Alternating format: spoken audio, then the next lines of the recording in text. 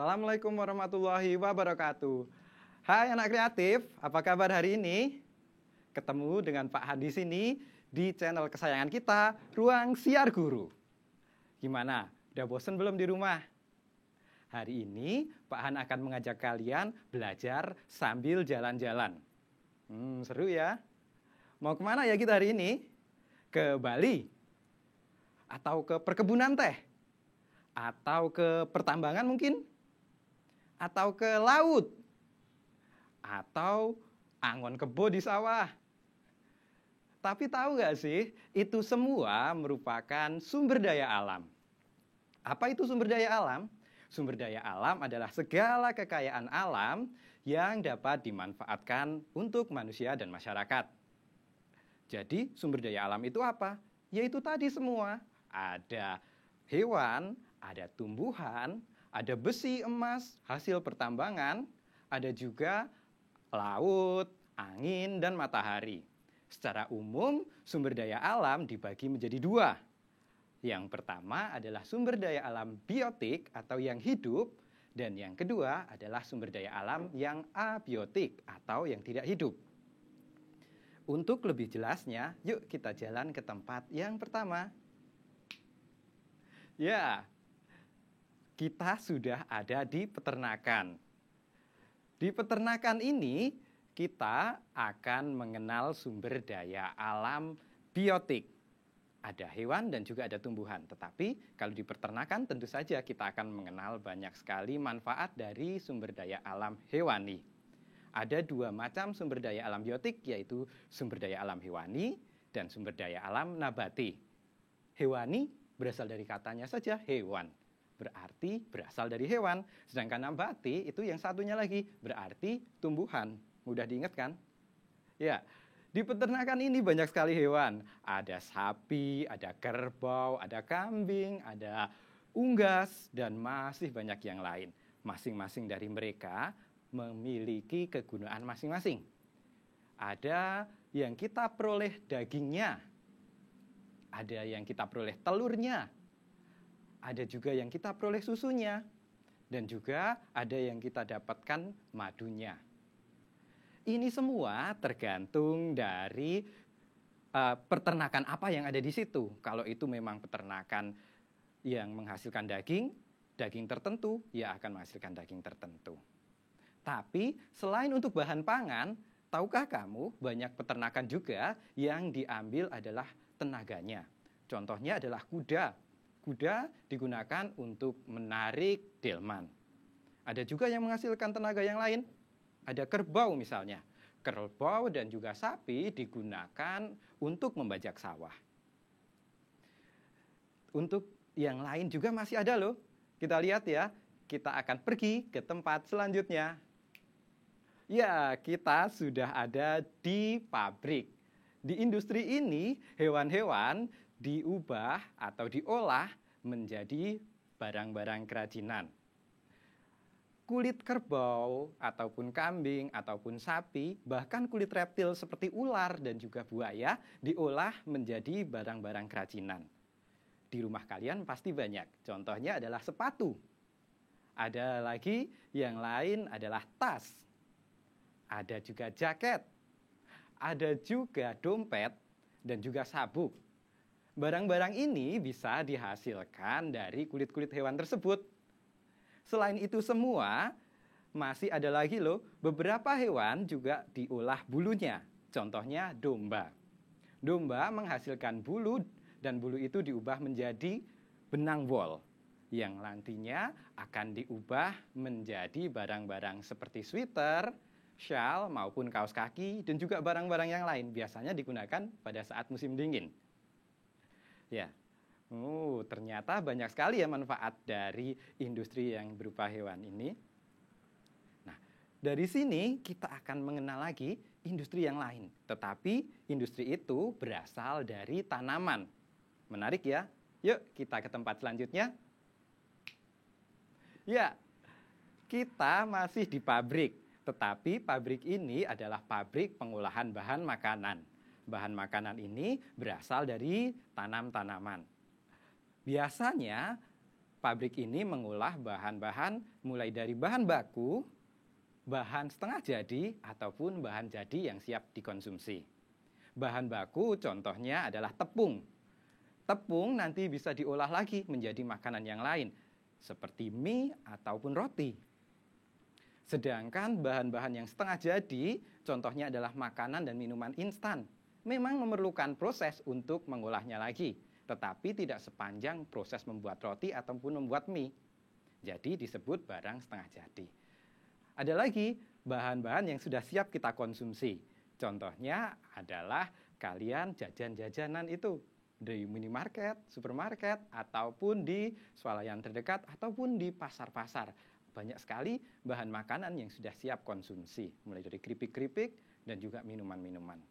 Tapi tahu nggak sih, ternyata itu semua berasal dari perkebunan sayur ataupun buah yang akan kita kunjungi di tempat selanjutnya. Nah, kita ada di perkebunan sayur.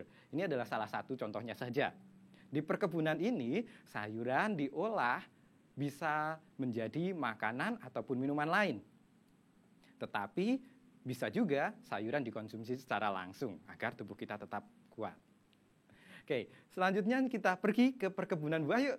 Ya, di perkebunan buah ini, buah-buah diolah menjadi makanan ataupun minuman. Siapa sih yang nggak suka buah? Pasti semua orang suka buah, karena buah mengandung banyak vitamin dan juga mineral yang dibutuhkan oleh tubuh. Ya, selain untuk konsumsi, perkebunan-perkebunan juga menghasilkan barang-barang yang lain. Contohnya adalah karet. Kita akan ke perkebunan karet. Ya, di perkebunan karet ini, getah dari pohon karet akan diolah menjadi penghapus, ban, ataupun sol sepatu. Kok bisa ya? Karet kok di kebun? Ya, ternyata karet yang kalian kenal selama ini berasal dari getah tanaman ini. Jadi, setelah diproses dan diolah, tanaman ini akan menghasilkan karet setengah jadi dan nanti diolah lagi menjadi macam-macam bentuk yang lain. Selain juga di ekonomi dan industri, sayuran itu zaman dulunya para petani hanya menggunakan untuk kebutuhan sendiri. Tetapi seiring dengan berjalannya waktu, banyak permintaan, maka semua itu diambil lebih banyak sehingga dapat digunakan oleh masyarakat sekitar. Bahkan di industri, mereka juga akan menghasilkan makanan-makanannya. Selain itu juga menyerap tenaga kerja yang lebih banyak lagi. Oke. Dari sini kita juga mengenal ternyata perkebunan itu juga dapat dimanfaatkan oleh manusia. Tetapi ada lagi manfaat dari tanaman yang lain, yaitu hutan. Kita sekarang berada di hutan. Nah, hutan ini merupakan salah satu tempat yang menghasilkan banyak sekali manfaat. Di antaranya adalah untuk sebagai paru-paru dunia, menghasilkan oksigen. Tumbuhan menyerap karbon dioksida dan mengeluarkan oksigen. Kebalikannya, manusia dan hewan membutuhkan oksigen untuk bernafas dan mengeluarkan karbon dioksida. Sehingga manusia dan juga tumbuhan saling bergantung. Jangan sampai kita rusak hutan. Apalagi hutan mempunyai fungsi yang lebih dari itu. Hutan akan menjaga kita dari kekeringan. Ketika musim hujan, hutan akan meresapkan air ke dalam tanah, sehingga cadangan atau simpanan air di dalam tanah menjadi banyak. Dengan itu, pada saat musim kering, kita tidak akan lagi kekeringan. Selain itu, hutan juga bisa menahan banjir. Kalau kita lihat, hutan-hutan bakau di pinggir pantai juga menahan abrasi dari gelombang air laut. Kita lihat videonya. Ya, bisa kita lihat di sini.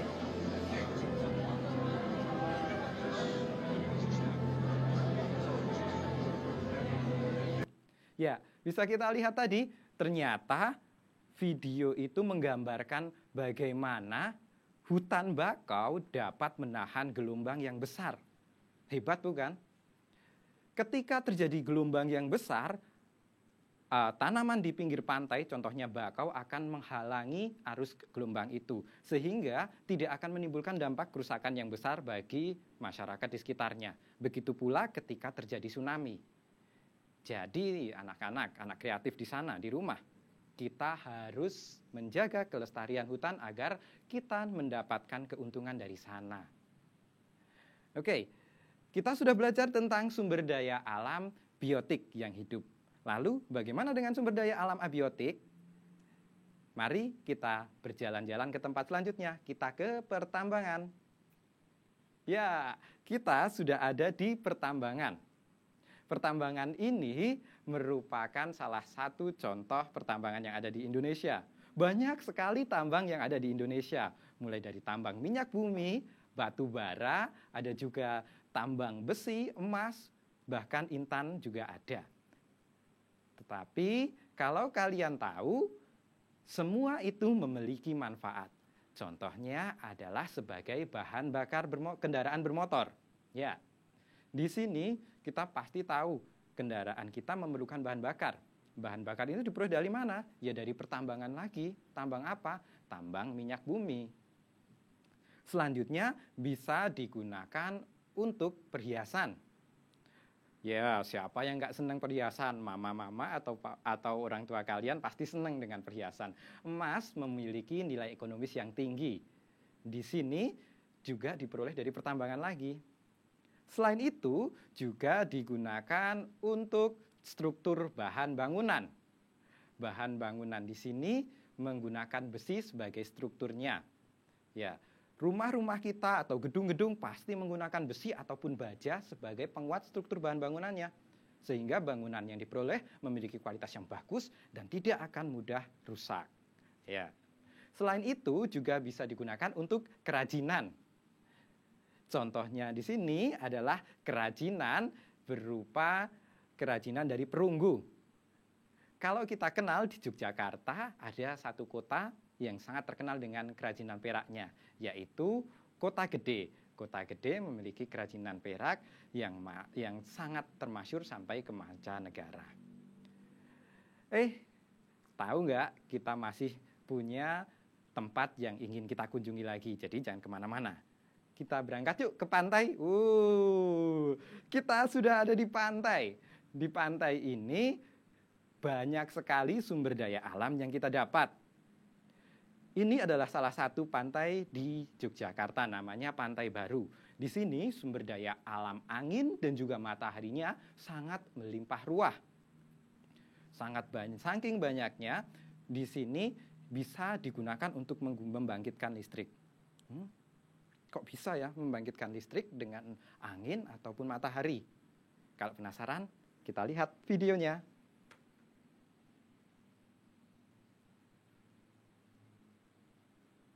Ya, Pantai Baru ini berada di Bantul, daerah istimewa Yogyakarta.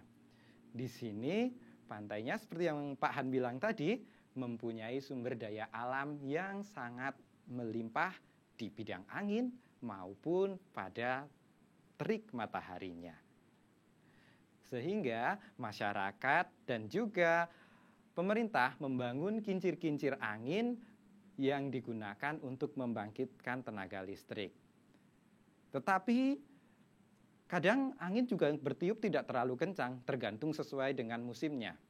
Pada saat musim angin tidak terlalu kencang, kita memerlukan bantuan tambahan dari energi-energi yang lain. Contohnya adalah sinar matahari. Panel surya digunakan untuk mengubah sinar matahari menjadi energi listrik.